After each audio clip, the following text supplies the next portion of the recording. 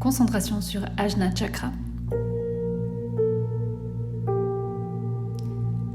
Le mot yoga signifie unité. Le yoga se méfie des dualités. S'il y a deux forces en présence, il y a risque de conflit. Or, les conflits sont toujours destructeurs. Ils vont absorber une énergie considérable et surtout vous fissurer, vous casser, vous déchirer. La pratique du yoga cherche avant tout à pacifier les conflits intérieurs. Comme ces conflits ont tendance à se projeter à l'extérieur, le yoga peut véritablement changer le monde. Voici donc un exercice de concentration sur l'unité du souffle, destiné à vous faire passer de 2 à 1, de la dualité à l'unité. Vous allez pouvoir pratiquer le yoga au sens étymologique du mot. Installez-vous confortablement en posture assise ou même allongé sur le dos. Cette concentration peut aussi se faire dans toute posture de yoga, à partir du moment où elle est tenue confortablement. Observez votre respiration. Observez-la vraiment, telle qu'elle est. Et tentez d'apprécier cette respiration, de saisir la chance que vous avez d'être là et de respirer. L'observation du souffle, de votre souffle, vous en apprendra plus sur la ventilation pulmonaire que la lecture de rares livres traitant de ce sujet. Cette observation vous apprendra aussi, à long terme, à mieux vous connaître, à connaître la moindre de vos émotions, de vos douleurs, de vos joies. Tout ce qui se passe en vous est immédiatement traduit dans votre souffle. Vous possédez 2 narines. Pourquoi 2 narines ? L'Occident l'ignore. Nous pouvons comprendre pourquoi nous possédons 2 yeux. Ça permet de reconstituer l'idée de relief et de distance, mais la dualité de nos narines reste un mystère. Plus pragmatique, les yogis indiens ont su répondre.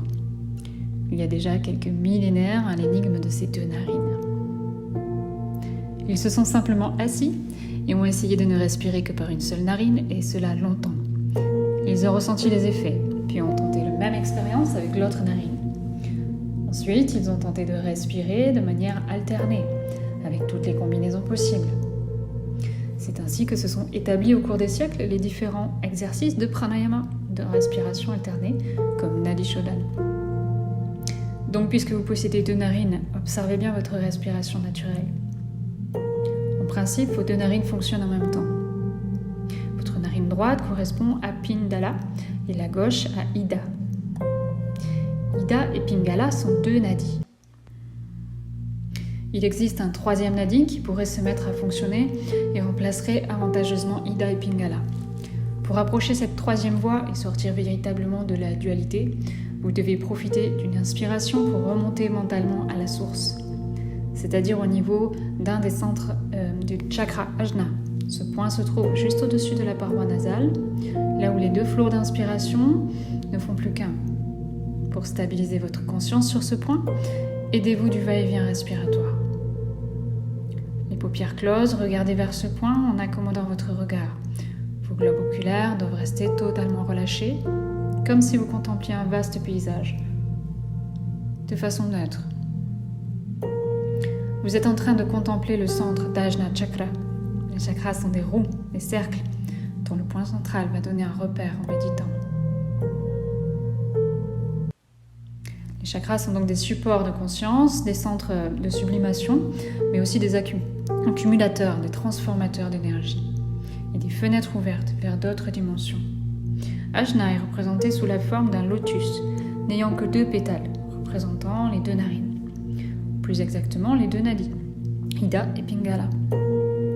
C'est dans ce chakra que vibre le son Om, qui contient tous les mantras. Sans en être un lui-même, à l'image du blanc, qui contient toutes les couleurs, sans être lui-même couleur. Il y a un grand cercle lumineux, éblouissant au centre du chakra. Il s'agit d'un miroir qui reflète l'état de stabilité de votre conscience. Si votre conscience est agitée, le miroir ne reflète rien, tout reste obscur. Mais à force de concentration, elle deviendra l'équivalent de 100 000 soleils lorsque vous atteindrez l'état de yoga. Bien sûr, il vous faudra répéter l'exercice de très nombreuses fois, autant de fois qu'il y a de feuilles d'arbres dans une forêt. Parole de gourou.